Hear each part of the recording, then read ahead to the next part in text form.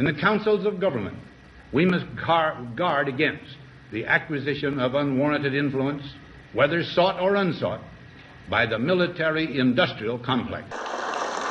But I do ask every publisher, every editor, and every newsman in the nation to re-examine his own standards and to recognize the nature of our country's peril.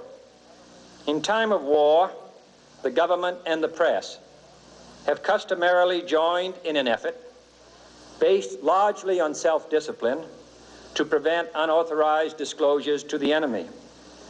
In times of clear and present danger, the courts have held that even the privileged rights of the First Amendment must yield to the public's need for national security.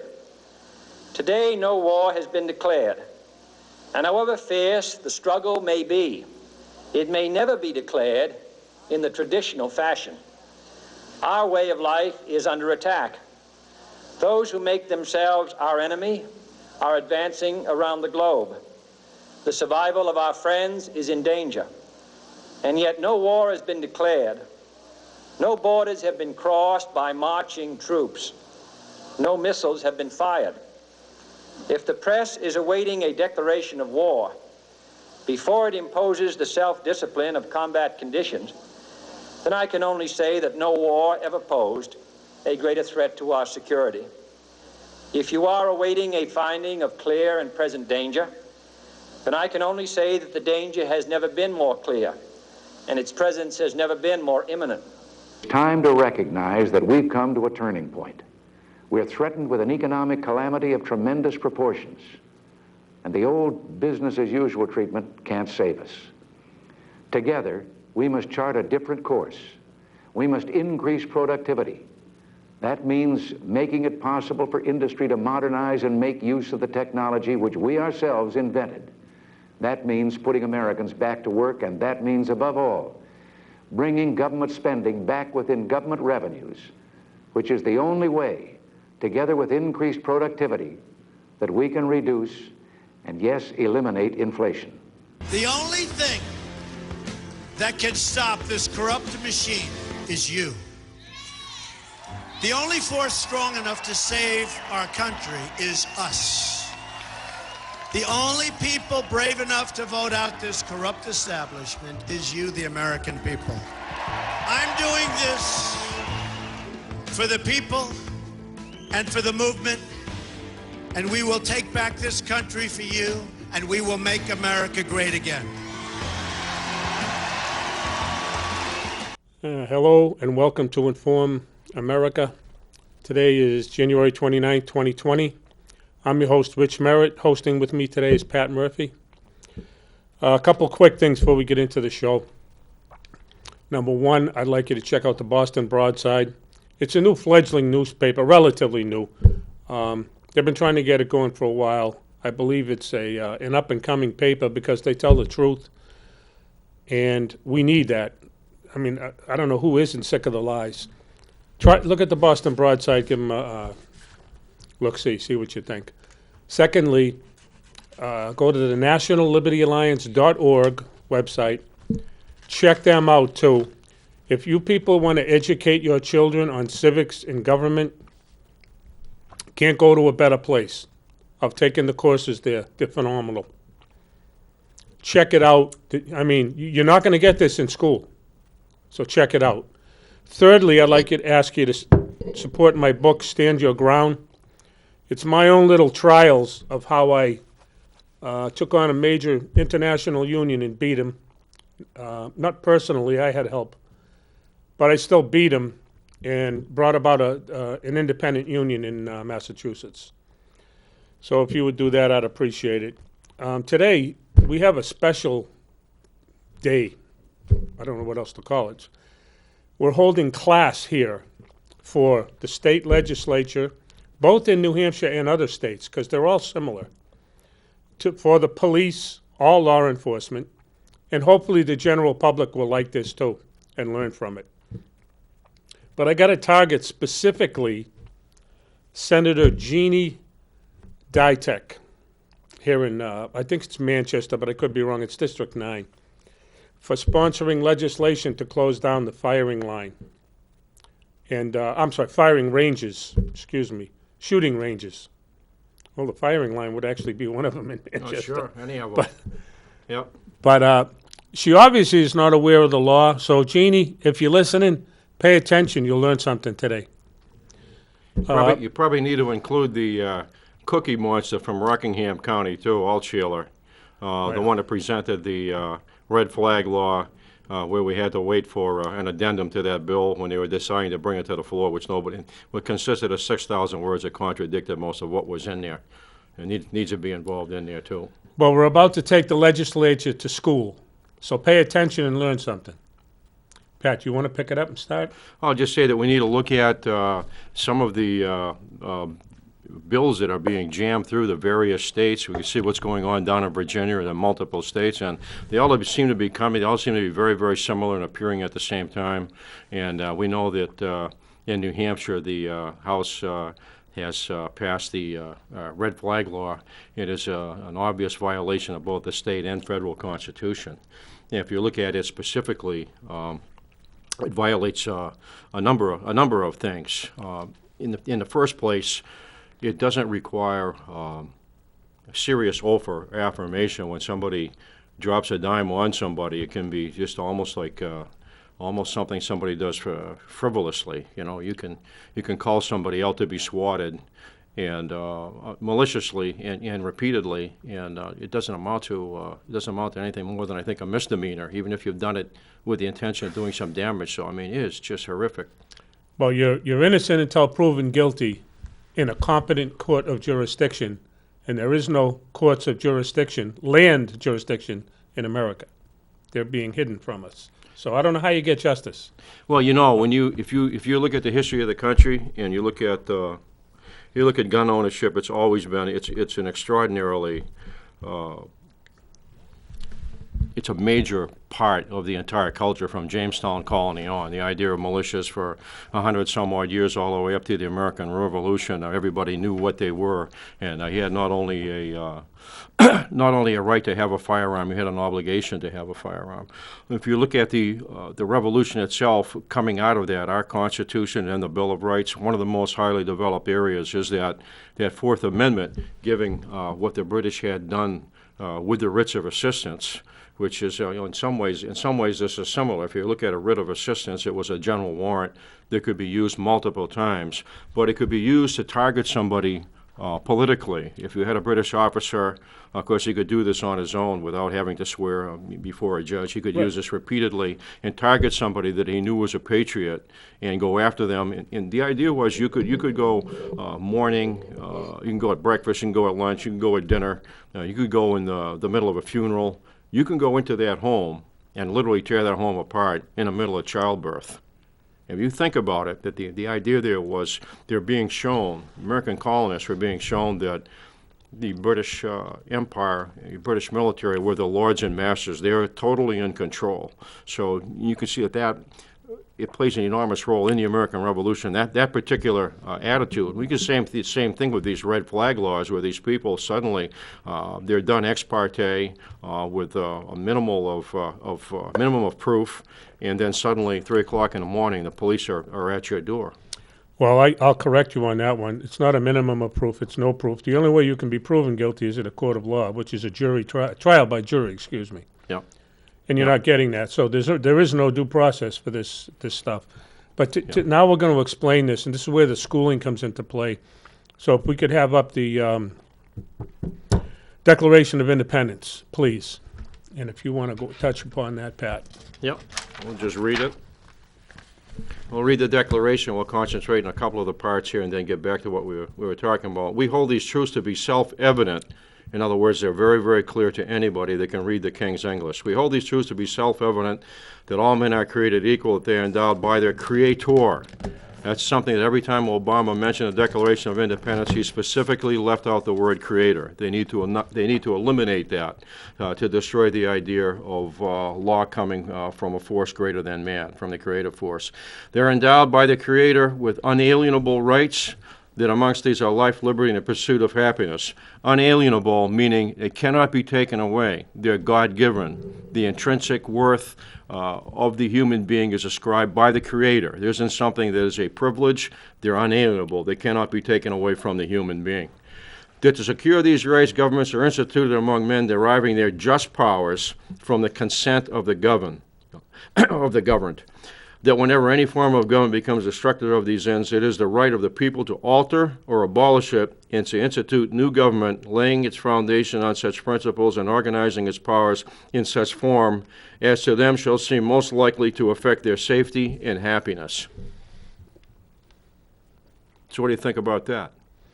Well, the word consent of the governed is in there, and I wanted to pick up on that because consent of the governed basically means you don't have to consent to the government if you don't want. You have that right, otherwise you're not free. And what I mean by that is a gasoline tax, cigarette tax, and alcohol tax. I don't pay any of them. Does that make me a criminal? Of course not. I don't consent to it. I don't want any part of it. If I decide not to play the lottery because the government, which is now organized crime, is running it, am I a criminal? The same applies to any tax. Even Judge Napolitano, and I happen to agree with him on this, he said taxes are theft. He's right. It is theft if you're forced to pay it. So this is basically the birth certificate of the nation, and there is one right that's specifically mentioned here, and it's the idea of throwing off tyranny. So it's indicative of the fact that people have a God-given innate right to use whatever they have to use, the weapon of the day, to be able to defend themselves. So I don't know where these people are coming from in the state legislature, but they seem to be making the rules as they go. Well, if you had, during the Revolutionary War, if the people had muskets and the English, the British, had howitzers, who do you think would win the war? Yeah. Think what you want. Oh, I don't want to have this. Arnold Schwarzenegger bought a tank in the 1990s. It was all over the news. Right. Nobody batted an eye. Right. He bought a tank. Right. And you're worried about a high-velocity magazine or whatever assault rifle. This is an assault weapon right here. So's my foot. If you get hit by something, it's an assault. It doesn't matter what it is. I mean, I'm trying to scare you with the terms, and I'll let it go at that. So let's put up the New Hampshire Constitution, Article 1, Part 1, the Bill of Rights. See if we can get that up on the screen. Article 1, equality of men, origin and object of government. All men are born equally free and independent. Therefore, all government of right originates from the people, is founded in consent, and instituted for the general good. Yeah, all government of right. In other words, if it's government of wrong, and I'm not trying to be wacky here, but if it's wrong, if it's repugnant to the Constitution, it's null and void, it doesn't mean anything. And that's very important to remember. It's right in here. And it also talks about consent. All government is founded in consent, which is what it said in the Declaration of Independence. It's key to remember that. We're not making this stuff up. It's right in the law. The Constitution's the law of the land, which, by the way, and I want to just go step back a minute, and October 31st, 1783 was ratified by the people of New Hampshire. Therefore, the people who ratified the Constitution, the law, they make the law, because they made this. The legislature's not, it's the people. Think about this. It says, therefore, all government of right originates from the people, is founded in consent. Think about Virginia. Before this guy Northam, the baby killer, ever took off with all of his red flag laws and all these laws closing gun ranges and things of that nature, those people that supported him, as soon as they came in, they changed the laws on impeachment in that state, where it was a relatively small percentage that you need of the vote to start an impeachment motion, and they almost tripled that to make it very, very difficult for somebody to pull him from office. So they knew coming in they were going to do something that was totally violated the people's consent in that state before they passed these massive gun confiscation laws. So you can see you've got a real problem. We've got a character problem in here, an honesty problem in here, and you've got people that they're intoxicated with power, and they truly don't understand the nature of these laws and what they're dealing with. All right, do you want to move on to Article 7? Okay. Article 7. I can actually start it because there's a comment I want to make, Pat, and then you can pick it up. Okay. It says, "The people of this state have the sole and exclusive right of governing themselves as a free, sovereign, and independent state." The two things I want to call your attention to is the word people and the word state. They're not synonymous, don't sound the same, spelt the same, and they don't mean the same. That's why the framers were smart enough to put down the people of this state. And then at the end of that, they're talking about as a free, sovereign, and independent state, the government, not the people, the government. Because the people of this state have the sole and exclusive right, not the government, not the state, the people of this state. And it's important that you know that.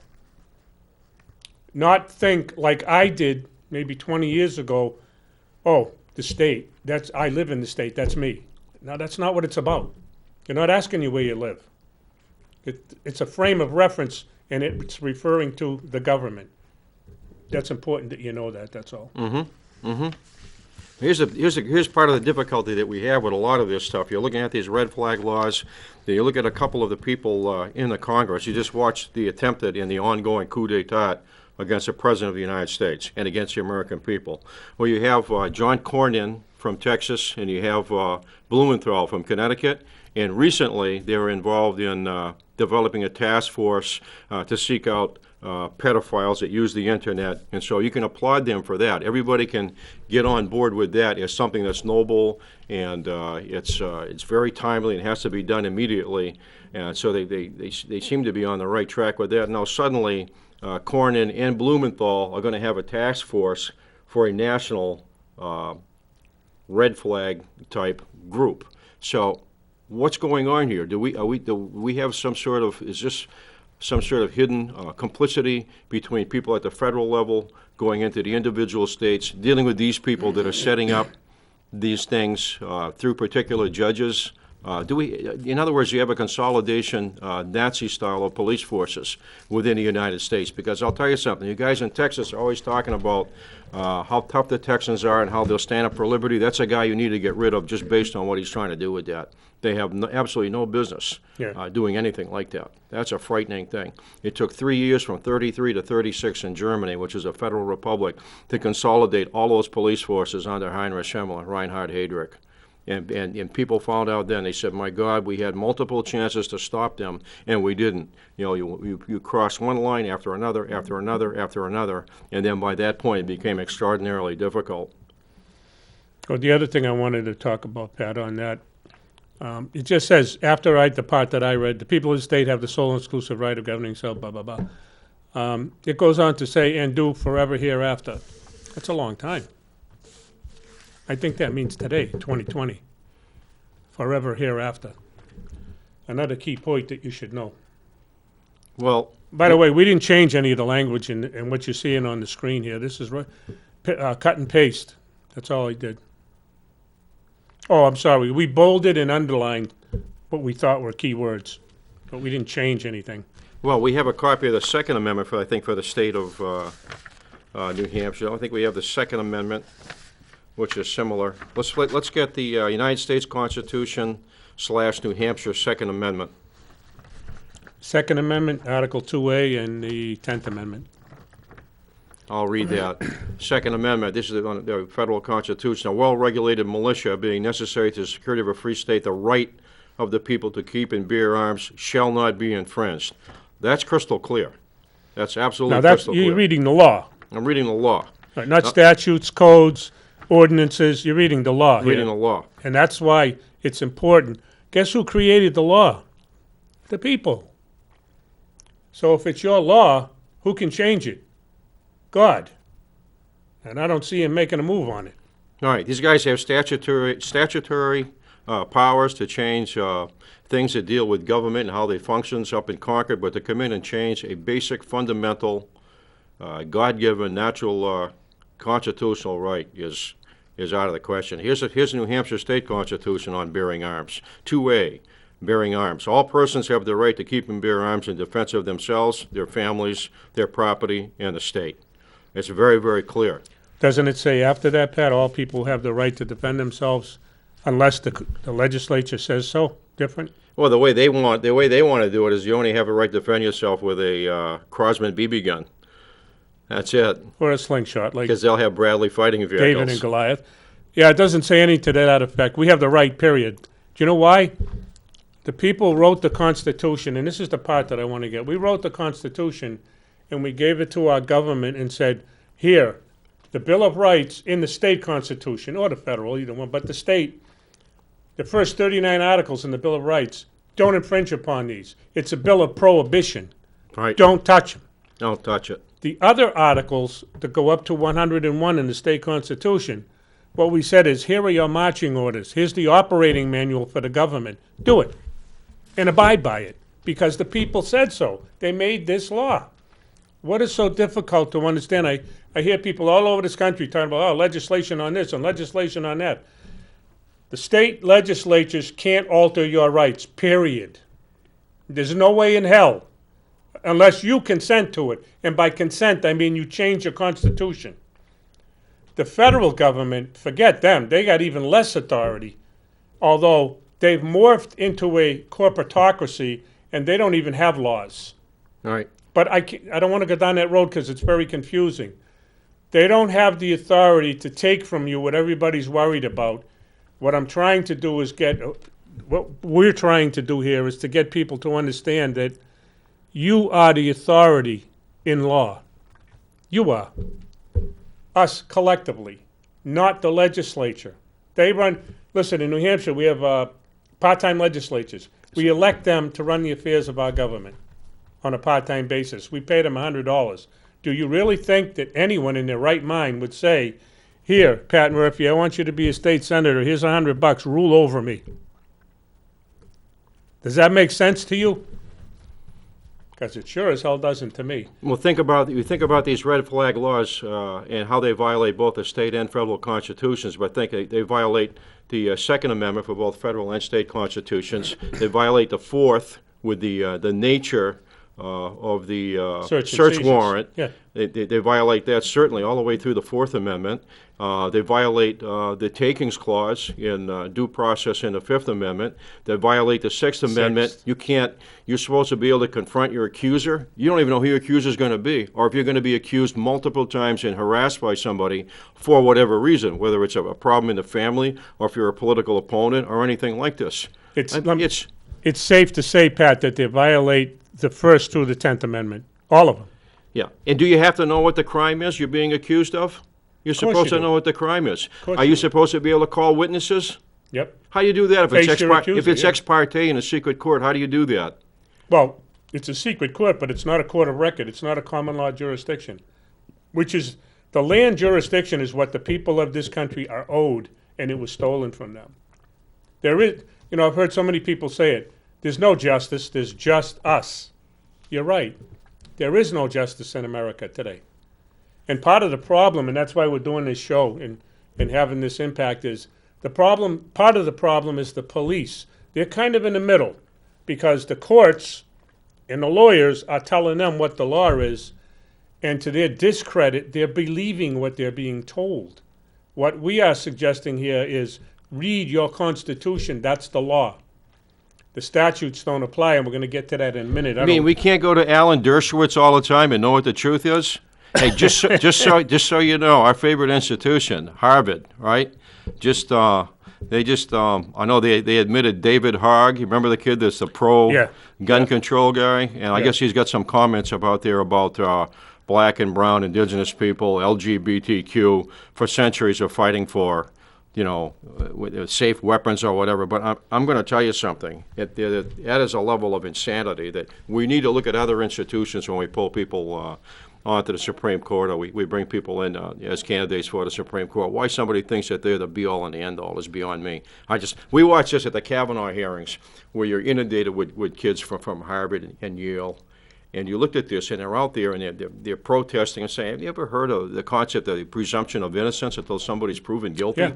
And or that's due process. A huge percentage identifying themselves as atheists, and that's supposed to be what we're going to have as future power players within this whole structure that we have. I mean, that's a frightening thing when you look at it. Well, if we could have up, Brandon, Article 8, please, in the We'll talk about that. You want to pick up on it, Pat? Article 8. Article 8, I'll read it. The accountability of magistrates and officers, public's right to know, all power residing originally in and being derived from the people. All magistrates and officers of government are their substitutes and agents, and at all times accountable to them. All power, all times. It's very clear. They're accountable to us. Are they accountable? No. Dan Rashad filed 2 remonstrances, and Danny's one of the smartest guys I know on the state constitution in New Hampshire. Anyway, he filed 2 remonstrances that were supposed to be heard by the House, and they ignored it twice. So they're not accountable to us. And all power that is derived from the people, they've stolen from us, and they could care less about it. Well, who does the bar take an oath to? They take an oath to the Constitution? To the bar. Oh, to the bar? British Accreditation Registry. Why are our attorneys licensed by Britain? Figure it out. Look it up. They're a communist organization, the bar is. 2 minutes. Okay, the last thing I want to put up is Article 5, please, because it's really important, part second, and we can go over that. And I can start the ball rolling. Pat, you can pick up if you'd like in a minute, but Go ahead. the Article 5 talks about the general court has the power to make orders, laws, statutes, ordinances, directions, and instructions for the state. The word state doesn't mean people. If it meant people, they would have said for the people of this state. They didn't say that. They said for the state, which means the government. We elect our officials to run the affairs of our government and make laws, orders, statutes, and ordinances for our public servants to obey. Period. They don't make laws. They can't alter our rights. And if people don't know that, we're never going to get out from this conundrum, because that's what it is. Our ignorance is going to be the death of us all. Do you want to pick up on that, Pat? Well, Comment on it? I could. I was going to read Nunn versus Georgia, if I had enough time. For 1 second. Let me read this. This is from Thomas Babington Macaulay, English writer, 1861, around the Civil War. Guy that was famous for a phrase, gunpowder made men all the same height. And women, too. Here he is. He says, your republic will be fearfully plundered and laid waste by barbarians in the 20th century as the Roman Empire was in the 5th, with the difference being that the Huns and Vandals will have been engendered within your own country by your own institutions. Laid it right out, 100 years before it even started to happen. And what you just read is exactly what I'm trying to portray to the police. You guys ain't bad people, don't get me wrong. But you're as ignorant as the people, the general public, and you are law enforcement. You should know the law. And if you don't do it, you're being used. Just one quick note. When you're sent to my house to take my guns, and I'm saying, son of a bitch, I got no place to turn. The courts are corrupt. There are no courts of record. You want to take my rights from me, regardless if it's a gun or the right to assemble or whatever. I got to push back, don't I? Or do I just, is it the law that I have to succumb to you because you're a bully? You have the shield, you have the armored vehicles, you have all the weapons. That's why you are being put in harm's way by these idiots above you who know the game very well. And you're a pawn, and so am I. It's time for us to all smarten up and educate ourselves. Education is power. Pat, last thoughts? We're just about out No, of just time. the key is these militias, they need to bring back the militia, which is a key part of the Constitution, an integral part of it, Article 1, Section 8, Clauses 15 and 16. That's key to everything, to the knowledge of how the country's supposed to operate. It's not a small issue. They let it die by itself, which is what a lot of the Founding Fathers thought they would do. And now it's something that we actually need because a lot of our information has been cut off, and you're building an entire generation that's totally without knowledge of their own history, and it's extraordinarily dangerous. All right, I would ask you to subscribe to us on YouTube, like us on Facebook. Thank you for watching. Please share this, especially with law enforcement. Especially, please. Thank you for watching.